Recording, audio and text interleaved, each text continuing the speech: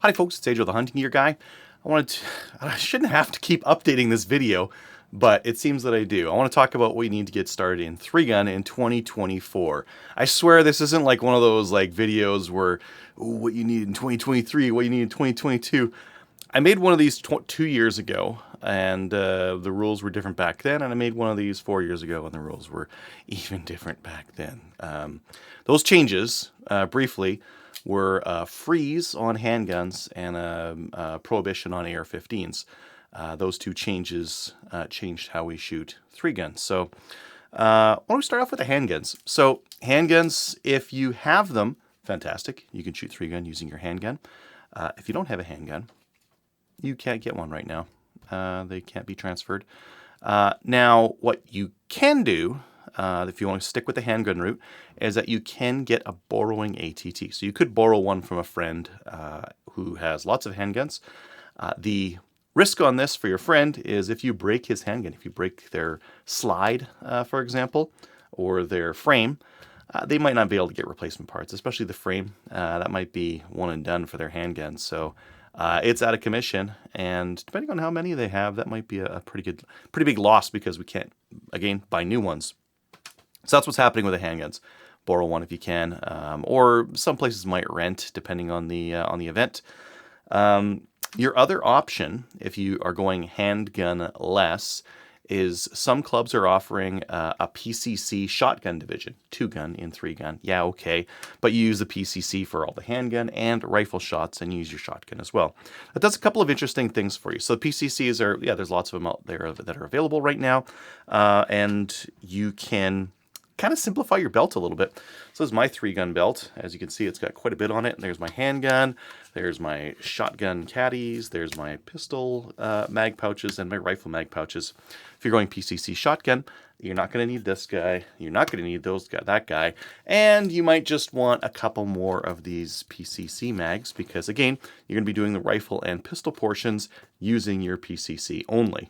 And while I'm at it, why don't I just go over like what this is. This is a double alpha belt. You need a stiff belt because it needs to hold like a lot of weight, especially if you're going to be running like a pile of pistol mags on one side. It's going to want to bend, right? So generally these are an inner and outer belt. This outer belt is stiff. This inner belt is pretty stiff, but it's Velcro. So you slip this inner one on your belt through the belt loops. You put this other one and you just like stick it on, and you may use like a little belt keeper like this on the loose end of it, which on this would be right here. So I'd put my belt keeper right there, and that's the general idea. I put this at the back because I want my shotgun shells carried up front. The pistol mag pouches that I have here are AliExpress knockoffs. They're cheap, they work, and I don't really feel like spraying for the real ones. For my rifle mag pouch, I have a Blade Tech because it's cheap. It's cheap enough that I can afford to pick that up. If you do end up getting a handgun and you want a holster that'll hold it very securely, the GLS is a favorite among competitors. If you want to spend a little bit more, the Alpha X from Double Alpha is also very good. What they both have is a method of retaining the pistol so it doesn't shake loose, because in 3-gun we run around with a pistol holstered. You need to be able to stop that thing from flying out. So what these retentions do is hold the handgun in there, and to defeat it, all you need to do is grab the handgun, because your finger is going to hit that lever right there as you grab the handgun, and it's going to come right out for you. Whereas when you're just running around, it's not going to come out. Okay, enough of the belt. Enough of the belt. What if you were lucky enough to, again, be able to shoot this with a pistol? Well, then you can select a rifle. There's a couple different options here. Depending on your local club. So you're going to need to check your local club's rules. Go on Facebook, find the local club that you have, read the rule book, and ask questions on their Facebook group. That's the easiest way to get answers on what is or isn't allowed. Most places, if you're going to run, let's say a pistol, shotgun, and then you want like a centerfire rifle, some options that a lot of people would go with would be like a WS-MCR. There's some reliability issues with these things over long-term round counts, which is why I have my backup brake on this one, because this is now my backup rifle. At least I hope it's going to stay my backup rifle, because my main rifle is going to be this Lockhart Raven Tactical 5.56 with my not backup brake on there. On your rifle, you can go with a red dot or you can go with a scope. Scope puts you in TAC Ops, red dot puts you in limited. Again, take a look at your local club's rules because they vary. They vary all over the place. One thing you will need is some magazines. Now, again, depending on the rules of your local club, you may be able to use these LAR coupled magazines. These are pistol magazines, but you can use them in your rifle. So 10 rounds on top, 10 rounds on bottom. Yeah, we brought in some restricted AR pistols, and someone got a magazine certified as a pistol magazine in that pistol AR. So it's all still fine.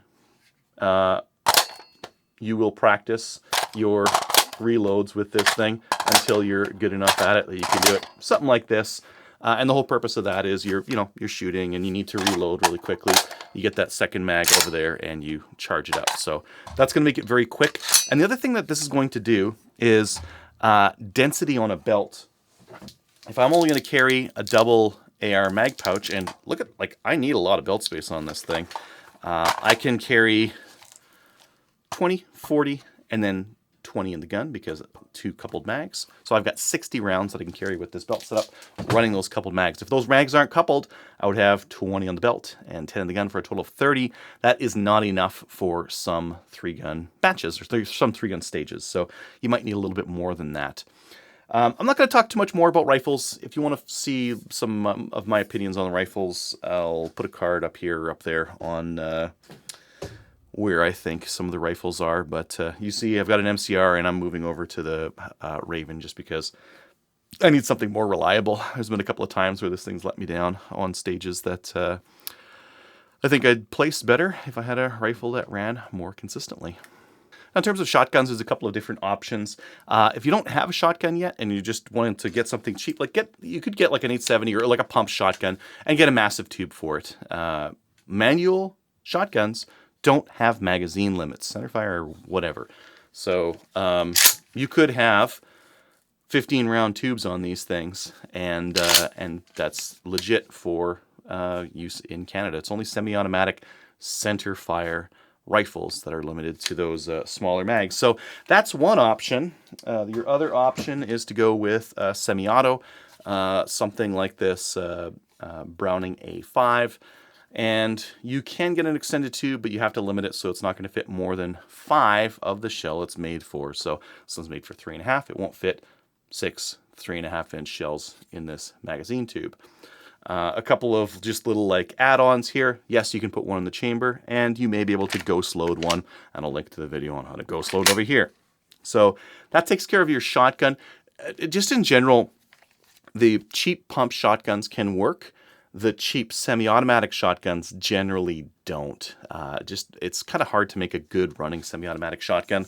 The cheapest I would go is something like a Girsan MC312 or the Stoeger M3K. Those are both, well, the Stoeger M3K is a very popular 3-gun shotgun.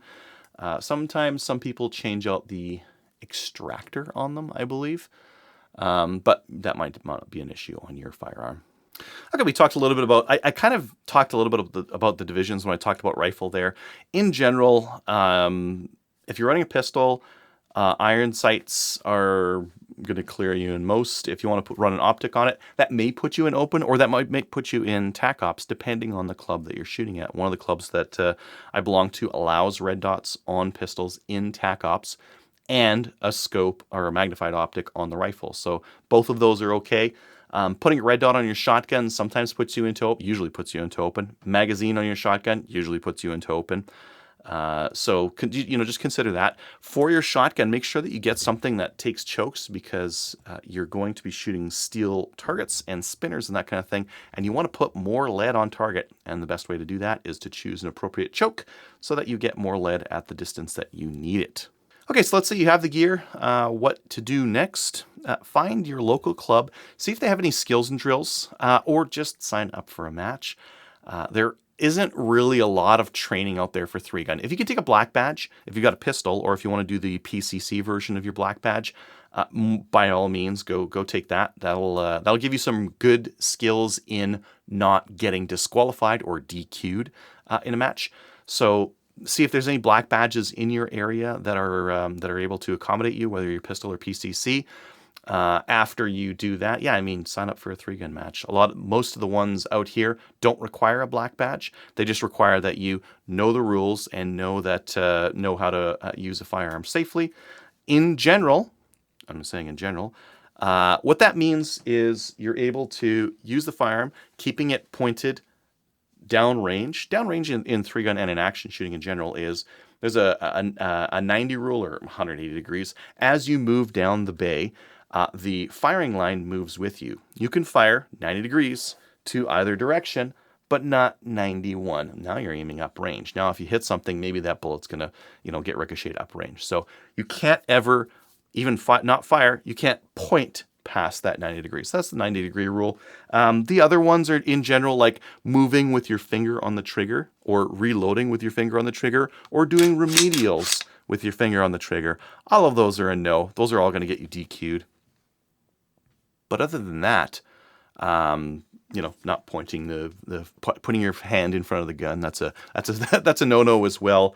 I'm trying to think if there's anything else. Dropping a hot firearm on the range, or unhot firearm on the range is during your stage of fire is going to get you DQ'd. So make sure you safely ground your firearm. When you dump your firearm, some of them require that you. So you could just throw it on safe, dump it, even loaded. That's okay in most leagues. Some of them you could drop the magazine, rack the round out, and then dump it. That's also okay. The gun's empty. What you don't want to do is, with a round in the gun, dump it while it's on fire, because that will either get you booted out or get you a pretty big time penalty. You don't want either of those. So make sure you're dumping your gun safely. When it comes to pistols, Glocks and that kind of thing, striker-fired pistols that don't have a manual safety, that typically means you just dump it in the receptacle that they give you. That'll be like a dump sled or a bucket or something like that they give you to dump the firearm. What if you don't have the gear and you just want to see if it's for you? Ask your local 3-gun club if you can just say like, hey, I'm interested in this. Can I go see a couple of the stages of one of the matches? I just want to see what's going on. Depending on the range rules, you may or may not be able to do that. Some ranges you need to be a member, or you need to be signed up of some sort, or you need to be registered. So you'll have to find out with your local range what's possible or not possible. But do go check it out, because it is a ton of fun.